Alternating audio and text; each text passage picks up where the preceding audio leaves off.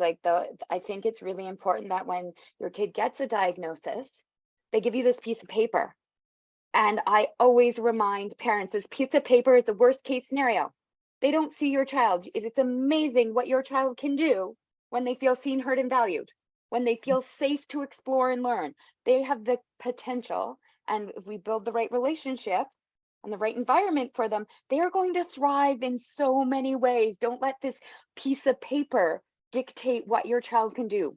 Put that aside, be like, yes, that's great information of where my child is now, does not mean that is any prediction of where your child will be in 5 years Yeah. or 6 Well, months and from also now. too, when you get that piece of paper, like, and I know from my experience, it's like all of a sudden it's like you go into drive, like there's all these responsibilities as a parent to do so that your child can have the most fullest life, or also so that you can have an environment that works in your home, right? So I know when, we got our diagnosis over in our household, it was everything kind of like went on high drive. Like it was just Right. like Got to get overnight. this. I know. This.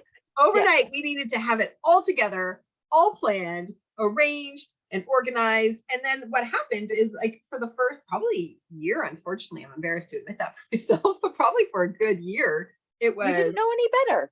I didn't. I was just You wanted to didn't. follow the Yeah. supports that were recommended, right? Like I really wanted to do right by my child. And, so I had, a list of what we needed to do and how we needed to that. And it was just rigid. It was just, okay, this is now happening. This is now happening. And I started to lose that connection with my child. Like before that paper was given into my hand, there was this like way we interacted, this way he Yes. had life. And there were things that sure didn't work in our household inside of us not having the understanding and education of what was happening, in his brain and Right. mechanics and sensory system and how he interpreted and experienced the world. I made assumptions that he Yeah. experienced it one way, and I didn't know anything else. So there was some not workings in our household that really were dramatic at times. Yeah.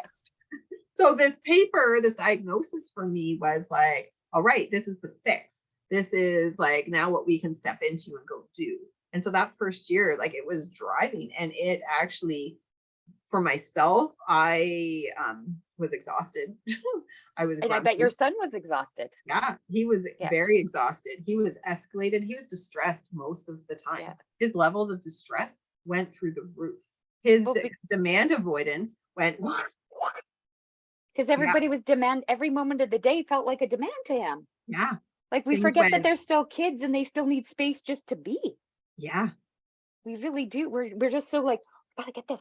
If and it's not helpful that like when you get a diagnosis and they're like under 6, you gotta get all this stuff done. There's this big scary number that after 6 they don't learn anything. I'm gonna tell you right now, that's baloney.